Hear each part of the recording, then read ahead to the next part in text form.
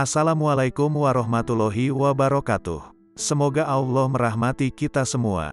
Kali ini, Rio Fulana akan membacakan 4 kisah sufi yang dikutip dari alif.id. Sebelumnya, jika berkenan, silakan subscribe channel Rio Fulana, like, komen, dan share. Sebagaimana karomah yang dimiliki oleh Khair an-Nasaj yang dijelaskan oleh Abu Nuaim al-Asfahani dalam kitabnya Hilyatul Aulia, wa Tabakat al-Asfiya.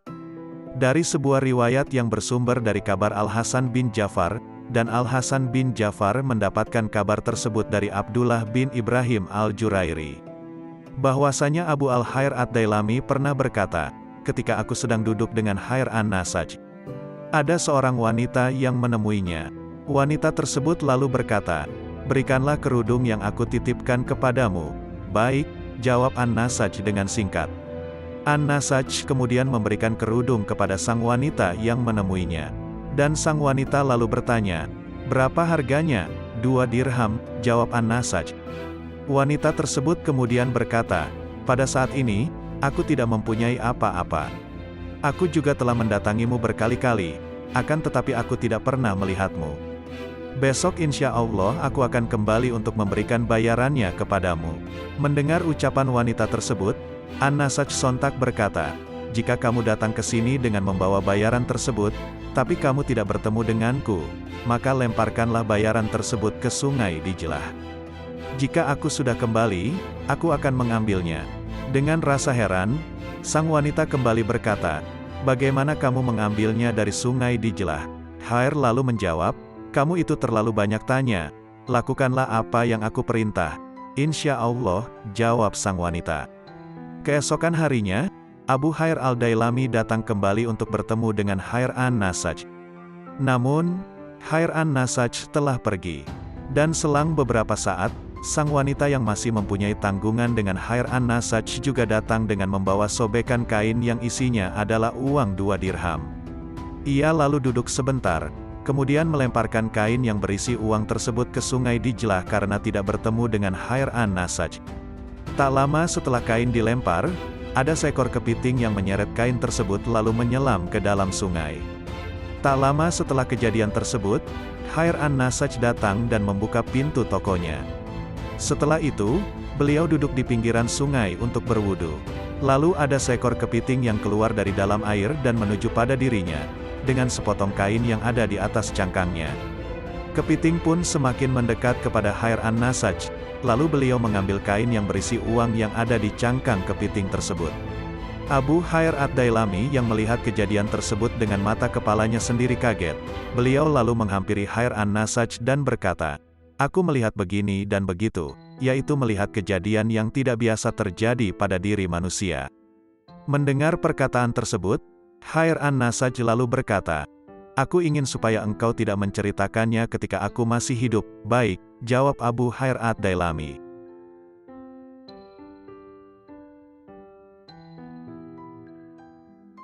Ali al-Harakani, nama lengkapnya Ali bin Ahmad al-Harakani. Sementara itu di dalam catatan kitab Kasifu al-Mahjub namanya adalah Ali bin Ja'far. Al-Harakani di belakang namanya dinisbatkan pada tempat kelahirannya, Kampung Harakan, daerah pegunungan di Bistam. Ali al-Harakani juga dikenal dengan Abu al-Hasan al-Harakani, yang merupakan nama kunyahnya. Perihal tahun kelahirannya, mengatakan Ali al-Harakani lahir di tahun 352 Hijriah. Sementara tahun wafatnya, di dalam Kasifu al-Mahjub disebutkan bahwa Ali al-Harakani wafat pada 425 Hijriah. Masih dalam catatan Kasifu al-Mahjub, diinformasikan Ali al-Harakani merupakan murid dari Abu al-Abbas al-Kasab dan hidup sezaman dengan Abu Ali al-Dakak, Abu Abdurrahman al-Sulami, dan Abu Said al-Mihani. Selain belajar kepada Abu al-Abbas al-Kasab, Ali Al-Harakani juga dikatakan merupakan murid dari Abu Yazid Al-Bistami, dikatakan juga Al-Bustami, padahal keduanya tidak hidup sezaman. Kedua sufi ini mempunyai hubungan spiritual yang sulit diterima nalar. Tersebab itulah corak kesufian Ali Al-Harakani banyak dipengaruhi Syekh Yazid Al-Bistami. Lebih lanjut ihwal hubungan Ali Al-Harakani dengan Abu Yazid Al-Bistami ini, Fariduddin Al-Attar pernah menceritakan, bahwa Abu Yazid Al-Bistami memiliki kebiasaan setiap tahunnya menziarahi makam syuhada di Dihistan. Untuk sampai ke Dihistan Abu Yazid dan rombongannya harus melewati Harakan. Setiba di Harakan Abu Yazid berhenti seraya mengendus. Para sahabatnya lalu bertanya ihwal yang terjadi pada Abu Yazid. "Apa yang kau lakukan Syekh Abu Yazid?" tanya beberapa sahabatnya. "Aku mencium di daerah ini Harakan akan ada seorang tokoh bernama Ali dan memiliki kunyah Abu Al-Hasan," jawab Syekh Abu Yazid. Padahal saat itu Ali Al-Harakani belum dilahirkan ke dunia. Pada kisah yang lain dikatakan, setiap kali pulang dari menziarahi makam Abu Yazid, Ali Al-Harakani selalu berjalan mundur dari Bistam menuju Harakan. Itu tak lain karena Ali Al-Harakani amat menghormati Syekh Abu Yazid. Ali Al-Harakani tak mau membelakangi makam Syekh Abu Yazid. Di balik kisah-kisah spiritual mistiknya, Ali Al-Harakani juga pernah mengalami peristiwa yang unik namun tetap tidak mengurangi kespiritualitasannya. Berikut kisahnya, suatu hari Abu Said Al-Mihani datang kepada Ali Al-Harakani. Dikatakan bahwa Abu Said Al-Mihani adalah sufi yang cukup kaya dan serba berkecukupan. Sementara itu Ali Al-Harakani menjalani hidupnya dengan laku prihatin. Rupa-rupanya keduanya berkeinginan untuk bertukar nasib satu sama lain. Keduanya lalu sepakat dan saling rangkul. Atas izin Allah, keinginan kedua sufi ini pun menjadi kenyataan. Abu Said Al-Mihani menjalani hidupnya dengan laku prihatin, setiap malam tersungkur dan menangis. Sementara Ali Al-Harakani sepanjang hari hidupnya diwarnai ringkikan tawa, ia menari ke sana kemari. Hingga pada suatu ketika Ali Al-Harakani tak kuat menjalani kehidupan seperti itu. "Wahai Syekh Abu Said Al-Mihani, aku menginginkan keadaanku seperti yang dulu, penuh keprihatinan dan kesedihan, aku tak kuat menjalani hidup penuh kegembiraan semacam ini. Karena bagiku kesedihan jauh lebih baik dari segala kegembiraan yang ada di dunia ini," tutur Ali Al-Harakani kepada Abu Said Al-Mihani. Keduanya sepakat, kemudian saling rangkul sebagaimana dilakukan saat tukar nasib yang telah keduanya lakukan sebelumnya. Atas izin Allah, kehidupan keduanya kembali seperti semula.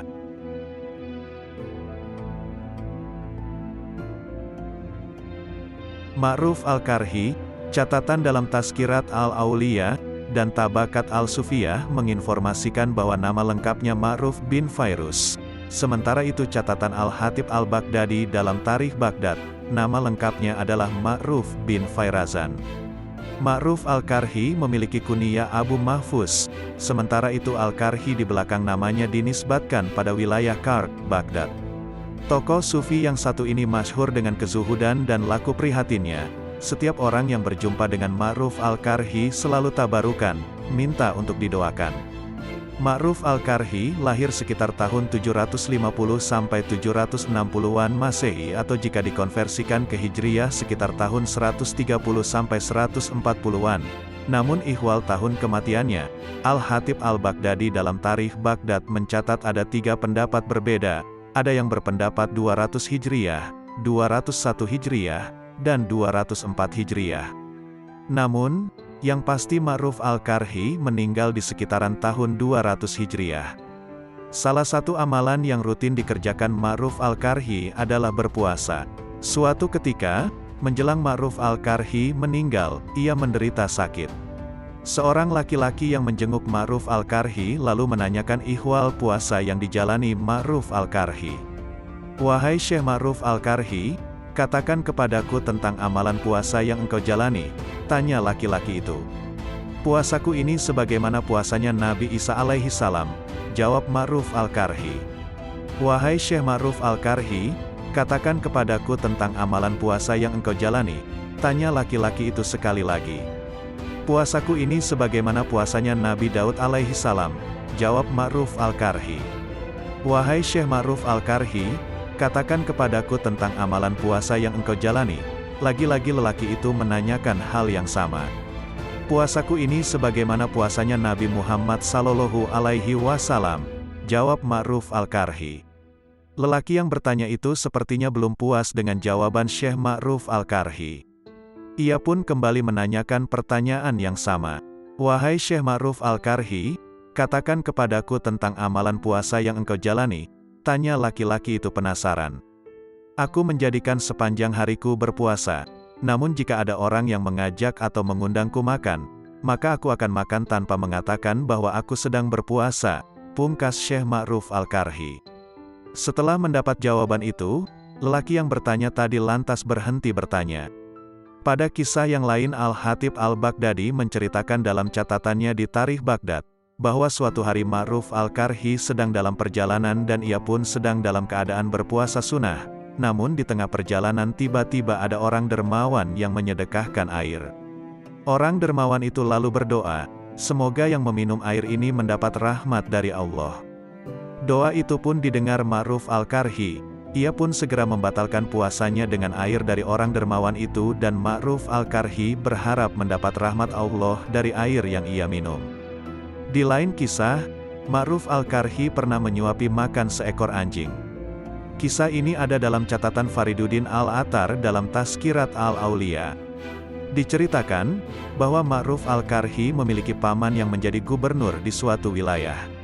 Suatu hari pamannya ini berjalan meninjau suatu tempat yang kumuh. Tiba-tiba di tempat itu sang paman bertemu Ma'ruf Al-Karhi yang duduk bersebelahan dengan seekor anjing. Ma'ruf Al-Karhi sedang memakan sepotong roti, dan anjing yang ada di sebelahnya disuapi oleh Ma'ruf Al-Karhi dengan sepotong roti yang lain. Melihat peristiwa itu sang paman lantas bertanya, "Wahai Ma'ruf Al-Karhi, apakah engkau tidak malu makan dengan seekor anjing?" tanya sang paman. Tanpa menjawab pertanyaan sang paman, Ma'ruf Al-Karhi lalu mendongakkan kepalanya ke langit. Ia melihat seekor burung yang terbang di langit. Kemudian Ma'ruf Al-Karhi memanggil burung itu.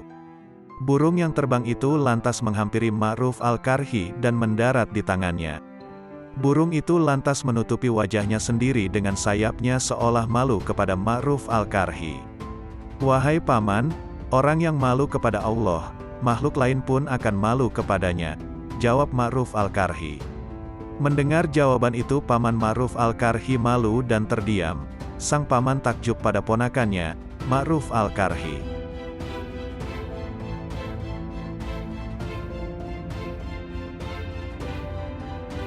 Abu Ali Al-Dakak, nama lengkapnya Hasan bin Muhammad bin Ali. Sufi ini hidup di abad 4-5 Hijriah, di belakang namanya tersemat Al-Naisaburi yang dinisbatkan pada kota tempat Abu Ali Al-Dakak berasal dan bermukim. Wafat pada 405 Hijriah, ada juga pendapat yang menyebutkan bahwa Abu Ali Al-Dakak meninggal di tahun 412 Hijriah. Catatan Fariduddin Al-Atar mengatakan bahwa Abu Ali Al-Dakak, kamilan fi ilmi al-tarikati wal hakikati, pengetahuannya mendalam sekali dalam ilmu tarikat dan hakikat. Ia juga dikenal sebagai seorang mursyid, pendakwah, dan ahli tafsir. Abu Ali Al-Dakak tercatat sebagai murid dari Ibrahim Al-Nasrabazi. Selain itu Abu Ali Al-Dakak juga berguru kepada beberapa ulama besar Naisabur. Sebagai seorang sufi, Abu Ali Al-Dakak juga memiliki murid. Salah seorang muridnya adalah Abul Qasim Abdul Karim bin Hawazin bin Abdul Malik bin Talhah bin Muhammad Al-Kusyairi Al-Naisaburi Al-Syafi yang lebih masyhur dengan Imam Kusyairi, mualif kitab Risalah Al-Kusyairiyah. Sebagai seorang murid dari Ibrahim Al-Nasrabazi, Abu Ali Al-Dakak termasuk murid yang hormat sekali kepada gurunya itu. Bahkan Abu Ali Al-Dakak pernah berkata, "Aku tidak pernah sowan berkunjung kepada Ibrahim Al-Nasrabazi kecuali aku mandi dahulu sebagai tanda penghormatanku kepadanya."